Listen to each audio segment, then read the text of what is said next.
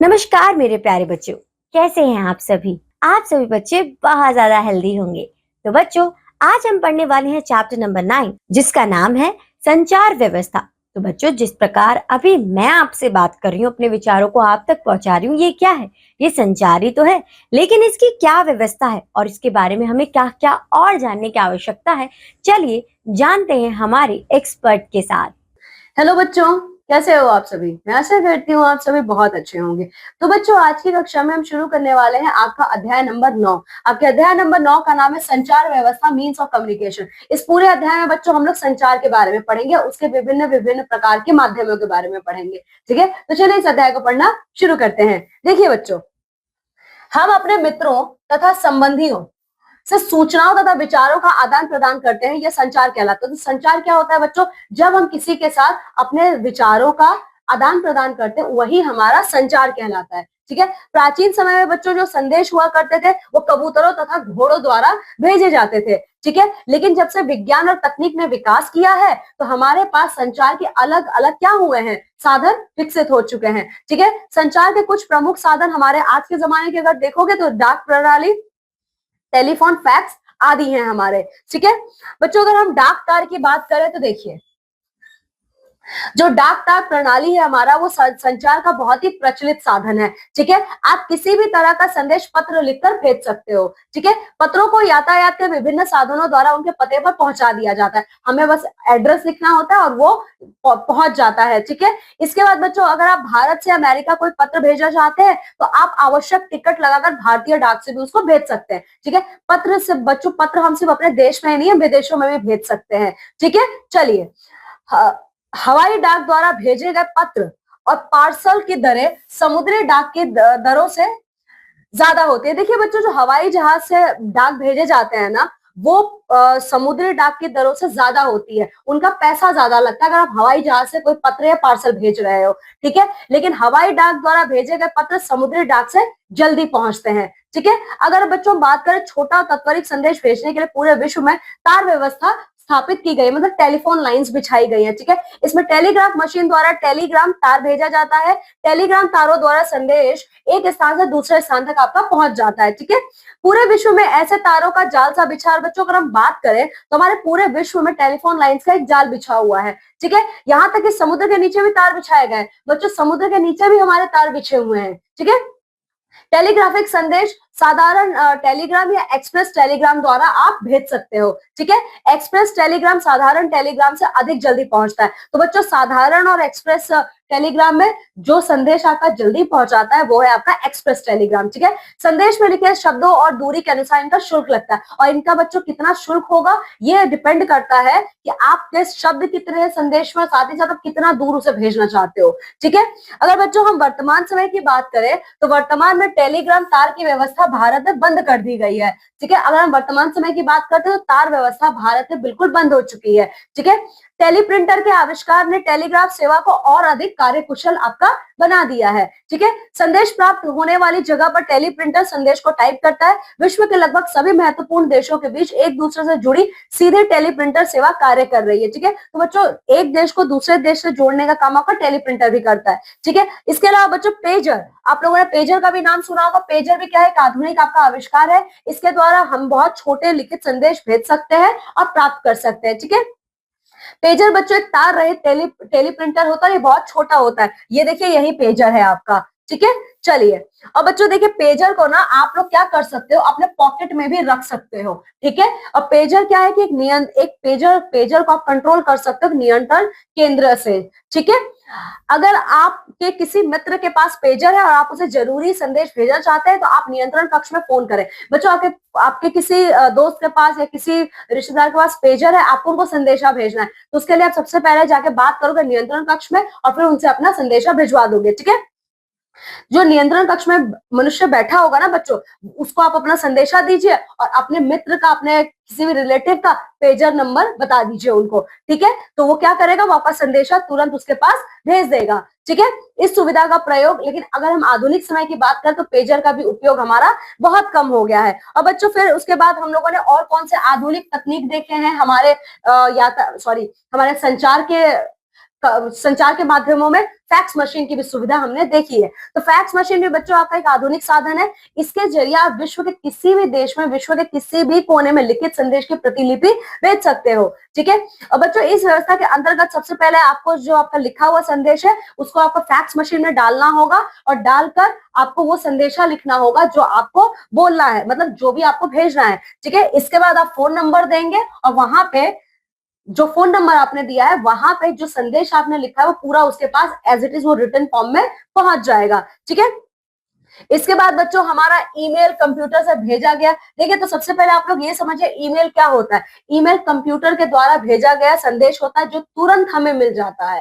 ठीक है, इसके लिए हमें 1 घंटा 2 घंटा इंतजार करने की जरूरत है, सेकंड्स में ये पहुंच जाता है। ठीक है, देखिए कंप्यूटर के आधुनिक युग में, देखिए बच्चों कंप्यूटर का जो ये आधुनिक, ये कौन सा युग चल रहा है, हमारे कंप्यूटर का युग चल रहा है। तो इस आधुनिक युग में बच्चों इंटरनेट को हम लोग अंतरराष्ट्रीय कंप्यूटर नेटवर्क भी कहते हैं, ये बहुत ज्यादा विकसित हो चुका है। ठीक है, और बच्चों इंटरनेट की वजह से क्या होता है, एक संदेशा एक साथ इंटरनेट से जुड़े हजारों लाखों कंप्यूटरों के जरिए बहुत सारे लोगों तक पहुंच सकता है। ठीक है, तो बच्चों देखिए संचार के जो ये सभी साधन है ना, ये हमारे लिखित रूप से भेजे जाते हैं या फिर प्राप्त किए जाते हैं। ठीक है, अभी तक जितना आपने पढ़ा, चाहे पेजर हो, फैक्स मशीन हो, ईमेल हो, सब कुछ लिखित फॉर्म में है। ठीक है, अभी तक इसमें किसी ने बातचीत की नहीं है जुबान से।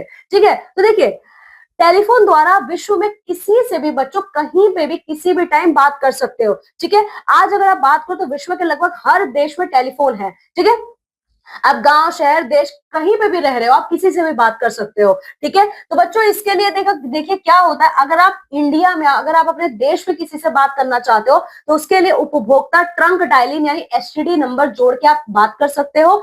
अगर आप किसी ऐसे मनुष्य से बात कर सकते हो जो विदेश में है तो उसके लिए आप आईएसडी नंबर डालेंगे। आईएसडी का फुल फॉर्म है अंतरराष्ट्रीय उपभोक्ता डायलिंग। ठीक है, देखिए इससे क्या होता है, आप अपने देश में और विदेश में बैठे लोगों से तुरंत जुड़ सकते हो, बात कर सकते हो। ठीक है, अब बच्चों आज के टाइम पे मोबाइल फोन का बहुत ज्यादा प्रचलन बढ़ चुका है, बिना तार का होता है। ठीक है, इसका सबसे बड़ा लाभ ये है बच्चों, आप इसे कहीं पे भी लेके जा सकते हो। ठीक है, आप कहीं रेलगाड़ी, बस से, हवाई जहाज से कहीं से भी यात्रा करो, आप फोन को अपने साथ लेके जा सकते हो। ठीक है, देखिए बच्चों अपराधियों को खोजने के लिए टेलीफोन सेवा पुलिस डिपार्टमेंट की बहुत मदद करता है। ठीक है, तो बच्चों ये सब अभी हमने जितना पढ़ा है ना, ये हमारे निजी संचार के माध्यम थे। ठीक है, इसके जरिए हम किसी 1 या 2 लोगों से बातचीत कर सकते हैं। पर बच्चों जनसंचार के कौन कौन से साधन है, यदि हमें एक साथ बहुत सारे लोगों से बात करनी है तो देखिए जनसंचार के साधन, तो वो कौन कौन से हैं देखिए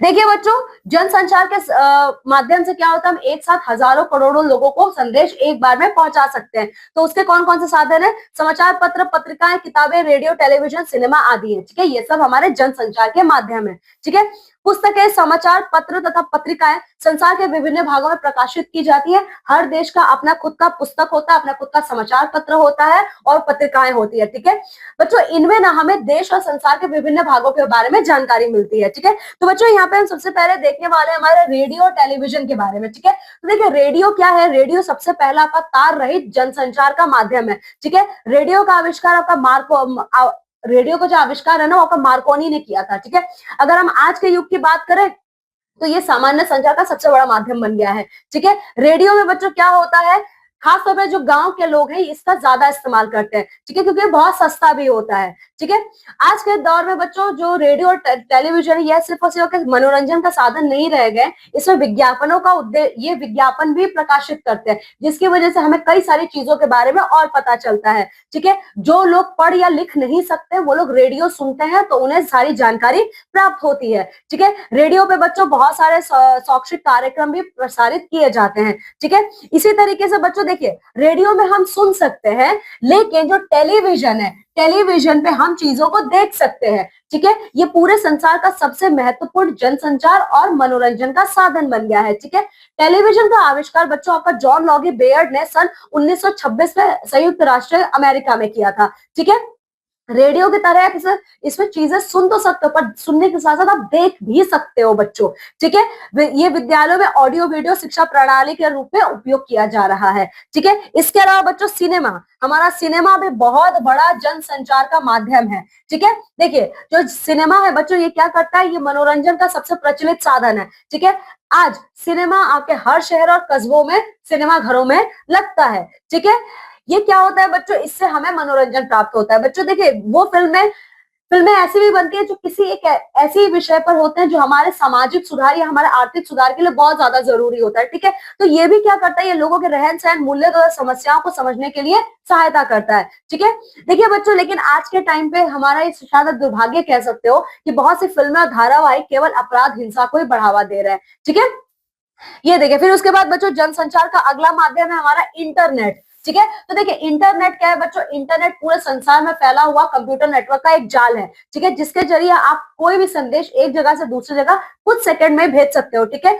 ये क्या करता है, ये हजारों करोड़ों लोगों को वेबसाइटों द्वारा सूचना बांटने का सबसे अत्यधिक और सटीक तरीका है। ठीक है, देखिए बच्चों, जो इंटरनेट होता है ये दो बिंदुओं पर आधारित होता है, ईमेल तथा वर्ल्ड वाइड वेब। ठीक है, इसी पर आपका इंटरनेट आधारित है। ईमेल बच्चों, देखिए ईमेल एड्रेस आपको कुछ इस तरीके से दिखाई देता है, jitu@gmail.com। जहां पे भी @gmail.com लगा होता है बच्चों, वो आपका क्या होता है, ईमेल आईडी होती है। ठीक है, देखिए बच्चों, एक ईमेल आईडी आपको भेजना ना एक टेलीफोन कॉल करने से भी सस्ता होता है। ठीक है, और www वर्ल्ड वाइड वेब बच्चों क्या है, ये एक बहुत ही बड़ा सा सूचना का भंडार है, जहां पे आपको हर तरीके की सूचना मिल जाएगी।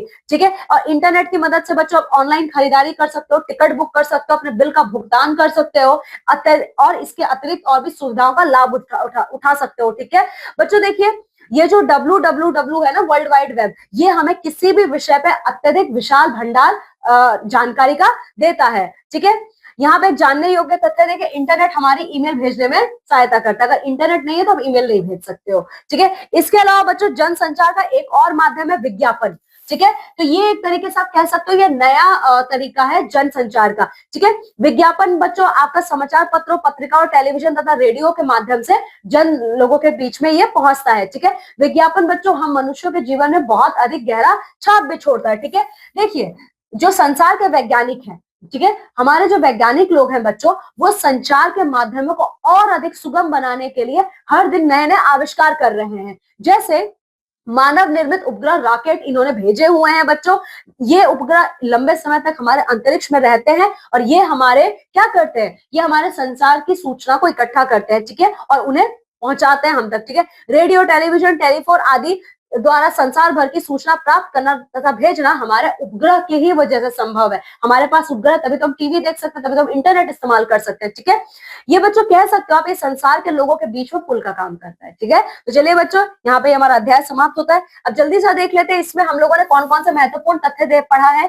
तो सबसे पहले हमने ये पढ़ा है, अपने मित्रों तथा संबंधियों को सूचना भेजना तथा विचारों का आदान प्रदान करना ही संचार कहलाता है। फिर हमने ये पढ़ा है, हवाई डाक द्वारा भेजे गए पत्र और पार्सल की तरह समुद्री डाक दरों से क्या होता है, अधिक होता है। ठीक है, क्योंकि ये चंद घंटों में पहुंचा देता है, इसीलिए। ठीक है, फिर हमने पढ़ा है फैक्स मशीन संचार का क्या है, एक आधुनिक साधन है। इसके अलावा बच्चों जो रेडियो है वो सबसे पहला तार रहित संचार का माध्यम है और इसका आविष्कार मार्कोनी ने किया था। ठीक है, तो बच्चों यहाँ पे हमारा यह अध्याय समाप्त होता है। आपको इस अध्याय को बहुत अच्छे से पढ़ना है और साथ ही साथ इसका पूरा अभ्यास कार्य करना है। ठीक है, तो चलिए मैं आपसे विदा लेती हूँ और मैं मिलूंगी अब आप सभी लोगों से आपकी अगली कक्षा में। तब तक आप सभी अपना बहुत ख्याल रखिएगा। बाय।